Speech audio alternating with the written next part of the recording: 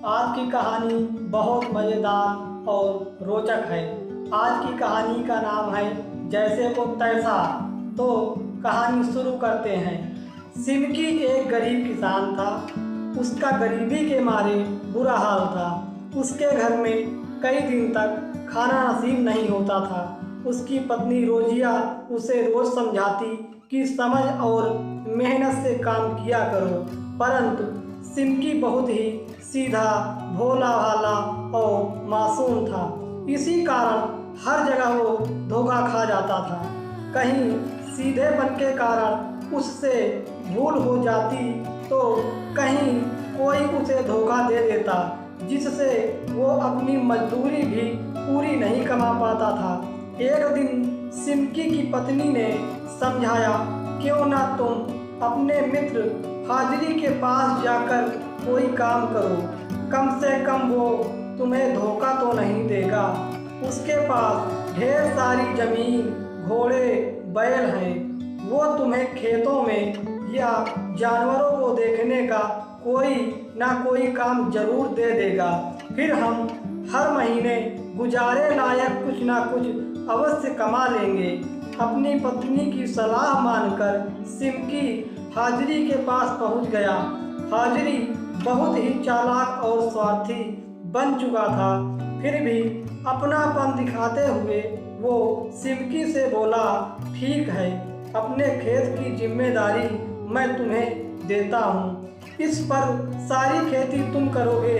जो भी फसल होगी आधी तुम्हारी आधी मेरी होगी। सिमकी खुश हो गया। वो अपने घर जाकर ये खुशखबरी अपनी पत्नी रोजिया को सुनाता है। उसकी पत्नी भी खुश हो गई और सोचने लगी कि अब हमारे दिन बदल जाएंगे, हमें पैसों की कोई कमी नहीं रहेगी।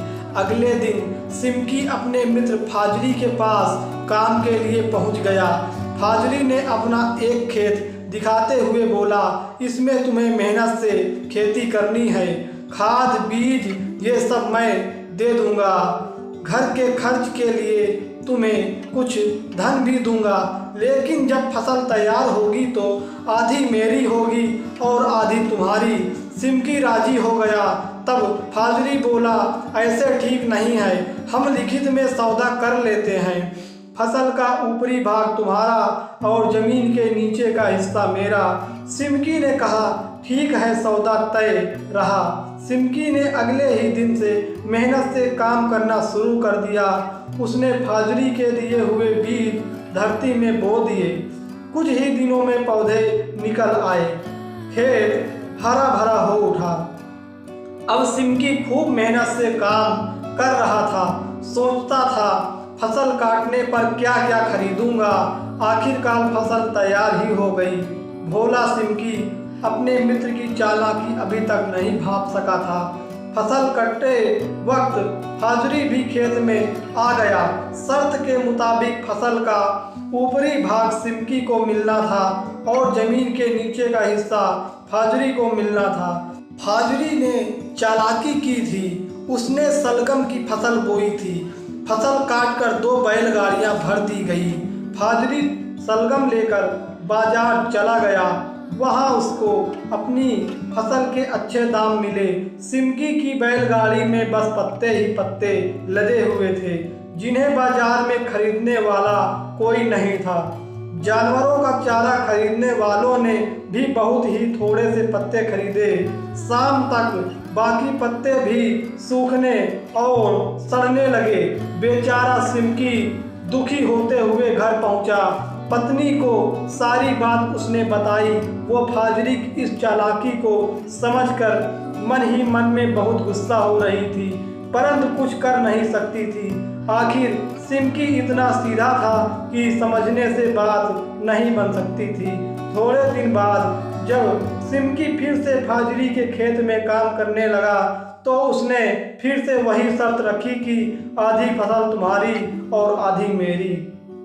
सिमकी ने कहा, इस बार मुझे फसल के नीचे का हिस्सा चाहिए। फाजरी मान गया। वो पहले की ही तरह फाजरी के दिए हुए बीज खेतों में बो आया। उसने खूब मेहनत की। जब फसल पककर तैयार हुई तो पता लगा कि ये तो गेहूं की फसल है, परंतु अब कुछ नहीं हो सकता था। शर्त के मुताबिक फाजरी ने फसल का ऊपरी हिस्सा यानी गेहूं की बालियां ले ली और नीचे की शाखाएं सिमकी को दे दी। सिमकी को इस बार भी बहुत नुकसान उठाना पड़ा। सिमकी ने सूखी डालियों को कुटाकर उनका भूसा बनाकर बाजार में बेच दिया, परंतु फाजरी गेहूं को बेचकर माला माल हो गया। फाजरी की ये चतुराई सुनकर उसकी पत्नी रोजिया से न रहा गया। उसने इस बार चाल चलने की सोची और एक योजना बना डाली। इस बार सिमकी के साथ उसकी पत्नी रोजिया भी फाजरी के पास गई। वहां पर पहले की ही तरह खेती पर आधी आधी फसल की बात तय हो गई।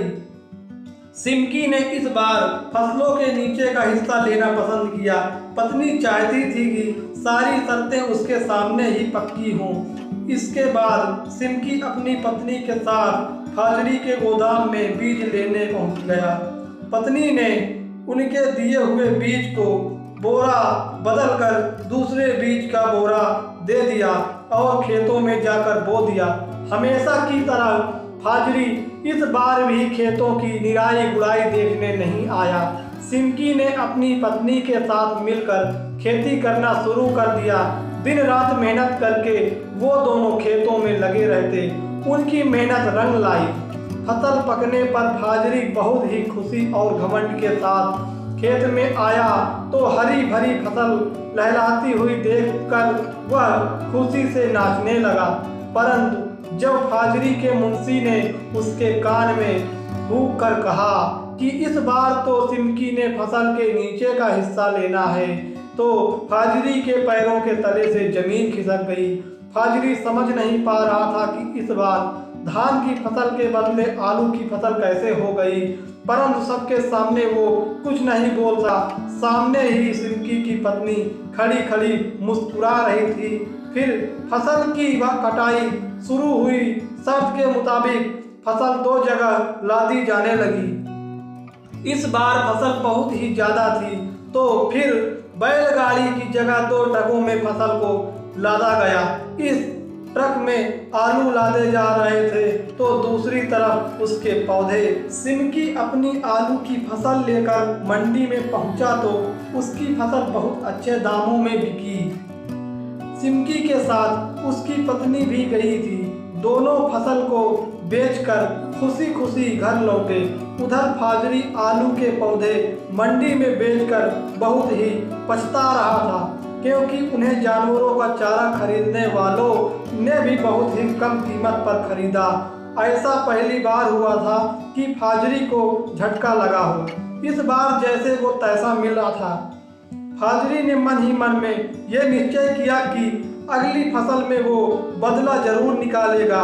उसने अपने नौकर से सिमकी के यहाँ खबर भिजवाई कि अगली फसल के लिए वो सिमकी का इंतजार कर रहा है। सिमकी की पत्नी रोजिया ने कहा, इस बार फसल बेचकर मिली रकम से सिमकी और रोजिया ने मिलकर एक छोटा सा खेत खरीद लिया है और अब उस पर मेहनत के साथ काम करते हैं और सुखपूर्वक जीवन व्यतीत कर रहे हैं। उधर फाजरी ने ये सुना तो वो पछताकर हाथ मलता रह गया। दोस्तों, कहानी यहीं पर से समाप्त होती है और ऐसी ही मज़ेदार रोचक कहानी सुनने के लिए मेरे चैनल को सब्सक्राइब कर लें, लाइक कर लें। धन्यवाद।